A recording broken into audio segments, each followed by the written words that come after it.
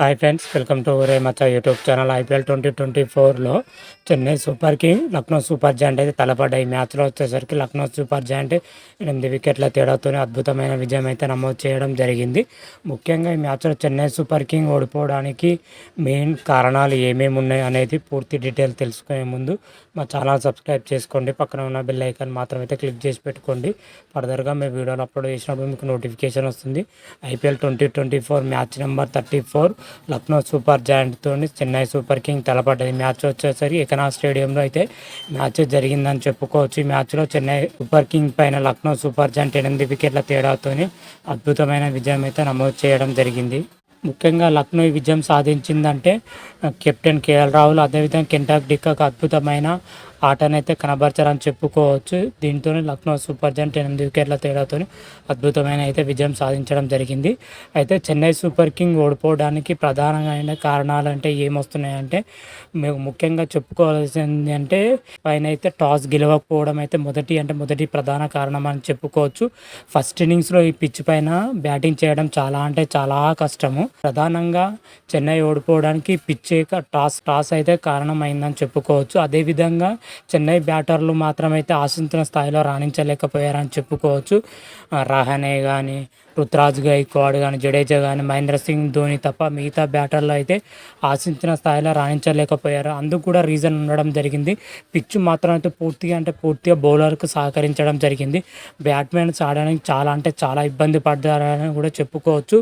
పూర్తిగా బౌలర్కు పిచ్ అయితే సహకరించడం జరిగింది. బాల్ మాత్రం మరీ స్లోగా రావడం జరుగుతుంది. అనుకున్నంత స్థాయిలో బ్యాట్మెన్కి అయితే రాలేకపోయిందని కూడా చెప్పుకోవచ్చు.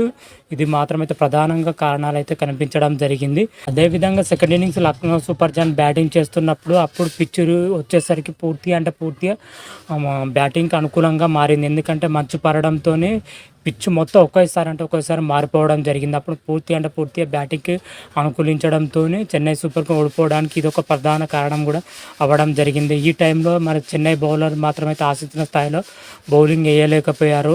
మంచు పడడంతో మాత్రమైతే బాల్ మాత్రమైతే బ్యాట్మెన్కి వెళ్ళడం జరిగింది. అందుకే లక్నో సూపర్ జాయింట్ అంత ఈజీగా అయితే విజయం సాధించడం జరిగింది. మెయిన్గా అంటే ప్రధానంగా ఇవి కారణాలు అయితే కనబడుతున్నాయి చెన్నై ఓడిపోవడానికి. అదేవిధంగా చెన్నై బౌలర్లు మాత్రమైతే పవర్ ప్లేయర్లో వికెట్లు తీయకపోవడమే చెన్నై ఓటమికి మరో కారణం అని కూడా చెప్పుకోవచ్చు. పవర్ ప్లేలో వచ్చేసరికి 1 లేదా 2 వికెట్లు తీసి ఉంటే మ్యాచ్ ఫలితం ఇంకేలాగా ఉండేదని కూడా చెప్పుకోవచ్చు.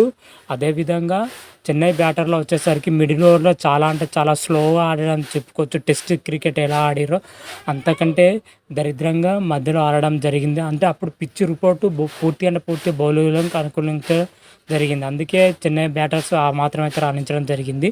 అది కూడా ఒక కారణం అని కూడా చెప్పుకోవచ్చు. చెన్నై సూపర్ కింగ్ ఇంకో 10 నుంచి 20 పరుగులు చేసే ఉంటే మాత్రమైతే మ్యాచ్ ఫలితం ఇంకోలాగా ఉండేదని అయితే తెలుస్తుంది. పిచ్ పైన అయితే ఫస్ట్ ఇన్నింగ్స్ చేస్తే 180 నుంచి 190 మధ్య స్కోర్ చేస్తే గెలుపు అవకాశాలు అయితే ఉండేది. కాకపోతే చెన్నై సూపర్ కింగ్ వచ్చేసరికి 170 స్కోర్ కూడా చేయడం జరిగింది. అది కూడా ధోని చివరిలో అద్భుతంగా రాణించడంతో ఆ మాత్రం అయితే స్కోర్ చేయడం జరిగింది. లేకపోతే 160 150 ప్లస్ స్కోరే ఉండేది. ఓవరాల్గా చూసుకుంటే మాత్రమైతే చెన్నై బ్యాటర్లు మిడిల్ ఓవర్లో కొంచెం రాణిస్తే మాత్రమైతే మ్యాచ్ ఫలితం ఇంకోలాగా ఉండేదని చెప్పుకోవచ్చు.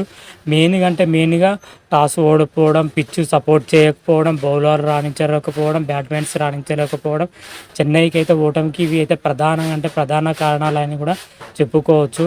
చెన్నై సూపర్ కింగ్ లక్నోతో జరిగిన మ్యాచ్లో చేసిన తప్పిదాలను ఇక్కడితో ఫుల్ స్టాప్ పెట్టి నెక్స్ట్ మ్యాచ్లో వచ్చేసరికి వేరే ప్లాన్ తోండి తప్పులు చేయకుండా ఆడే క్రమంలో ఉంటేనే చెన్నై సూపర్ కింగ్ ఫర్దర్ మ్యాచ్లో గెలిచే అవకాశం అయితే కనిపిస్తుంది.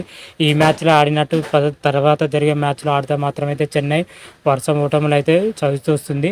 అయితే లక్నో సూపర్ జాయింట్ ఈ విజయంతో చూసుకుంటే 5th పొజిషన్లో కొనసాగుతుంది 8 పాయింట్లతోటి.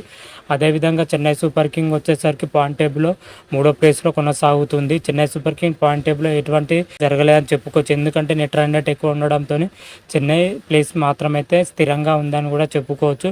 అయితే నెక్స్ట్ మ్యాచ్లో వచ్చేసరికి చెన్నై ఇంతకంటే మెరుగైన ప్రదర్శనతో రావాలని మనం మనస్ఫూర్తిగా కోరుకుందాం. అంతవరకు మీకు ఈ వీడియోగా నచ్చినట్టయితే లైక్ చేయండి, షేర్ చేయండి. మరిన్ని వీడియోల కోసం మా ఛానల్ సబ్స్క్రైబ్ చేసుకోండి. పక్కన ఉన్న బెల్ ఐకాన్ మాత్రమైతే క్లిక్ చేసి పెట్టుకోండి. ఫర్దర్గా మీ వీడియోలు అప్లోడ్ చేసినప్పుడు మీకు నోటిఫికేషన్ వస్తుంది. రారా మహాదేవ్ శంభో శంకర. Thank you.